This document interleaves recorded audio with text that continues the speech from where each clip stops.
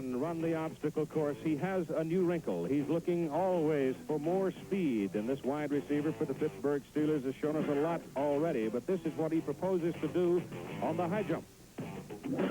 What do you think of that? You don't think that won't pick up some time for you? Whew, that'll get you a couple of seconds if he executes it just right. Now let's go back to the start line and Reggie. Lynn, you've got a chance to pick up some extra money if you can get into third or possibly even second place if Rigby and Grimditch do not qualify or do not get any points in this event. Do you think you're going to try your new wrinkle that you were showing us earlier today? Well, running in the middle of the event, I may have to get a good time, and if my man over here is pressing me for time, I may have to try that little wrinkle. I think it's going to give me a little added stretch going over the hurdles. It's safer than hurling over it. You come down on your feet and you're still in that running stance. So if I need it, I'll do it. This will be the time that you have a chance to set another record. The last time you were here, you set a record. What do you think this time? You going to try to set another one? Well, you always got to do your best, Reggie. And if there's a record to be broken, I kind of like to think I can be the man to break it. Okay, set it up, Keith. Okay, Mr. Reggie Jackson of the Oakland A's, Bob Rigby and Wayne Grimditch have a chance to win the championship. But Rigby's got to win this event, and Grimditch has got to have a second. Here are two men that are going to be hard for anybody to beat or any time on the obstacle course. Lynn Swann, who is a record setter on it, and David Hemery, the Olympic hurdler from Great Britain, who is now a resident and a citizen of this country. David Hemery is a very agile, light, quick, and strong man who can burn it down. Rigby, Grimditch, and Rote all got a break a few minutes ago in their own way because of Ralph Boston having to pull up. So Swan and Hemery are on the way, and Swan is over the wall in a hurry, gets tangled for just a moment with the rope.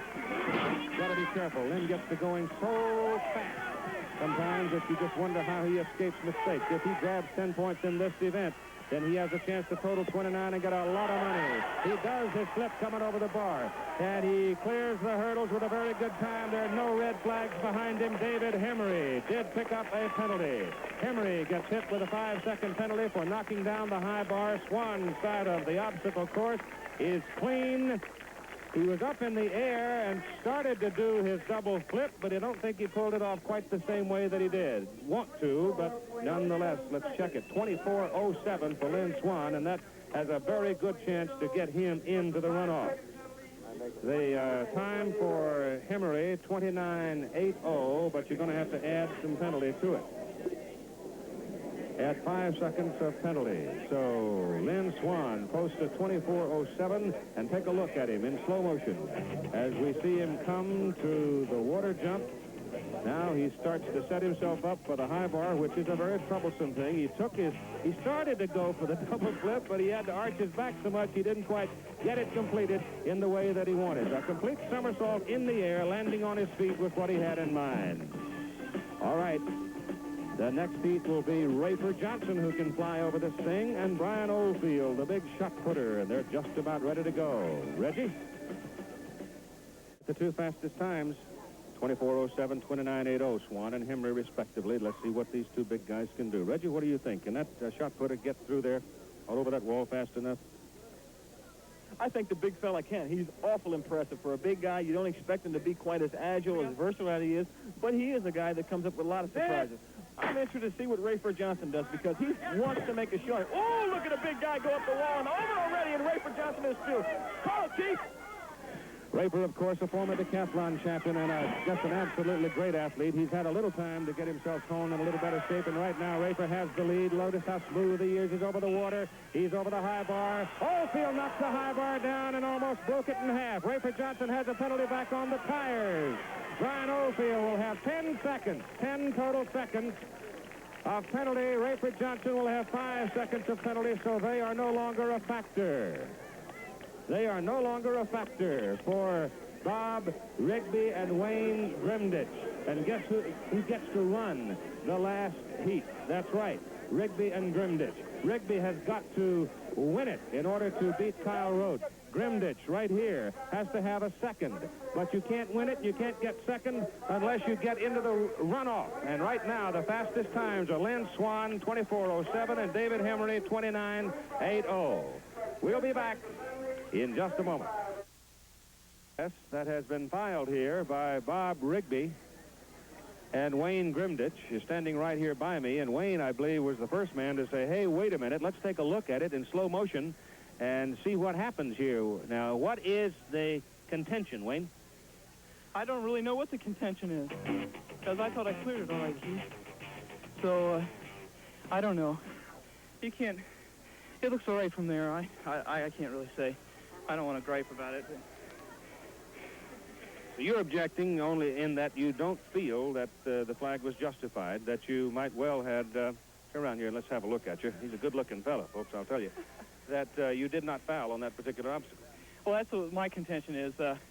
However, the judge is right there, so if he made the call, that's the best way to go then.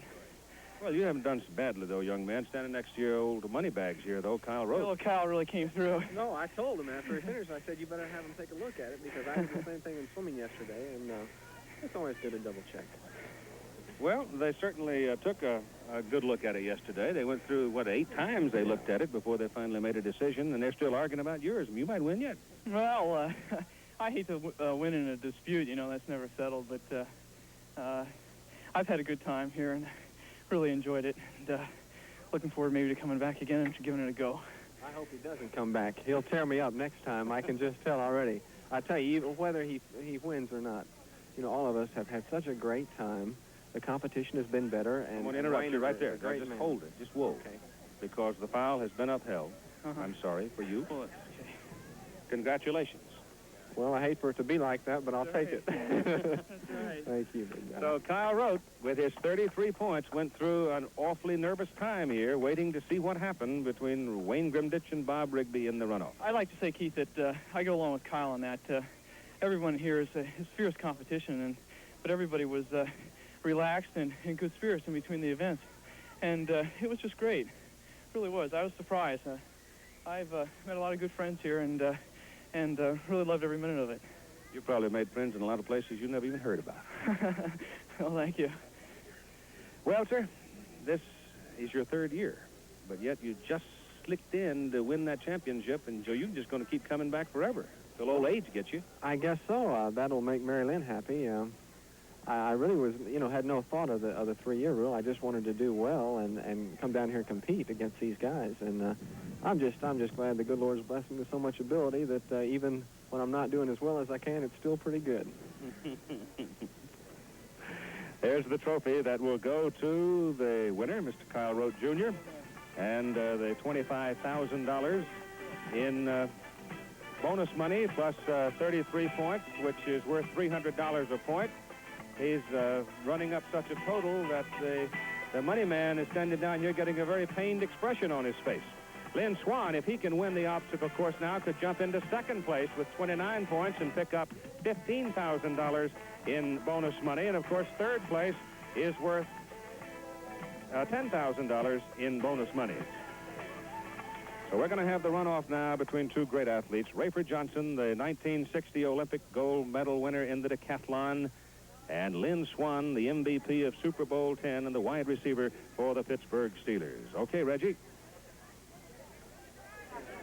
All set to go.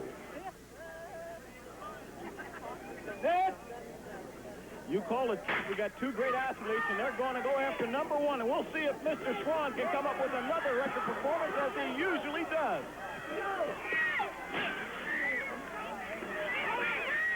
Lynn Swann and Rafer Johnson are just about even coming out of the tires.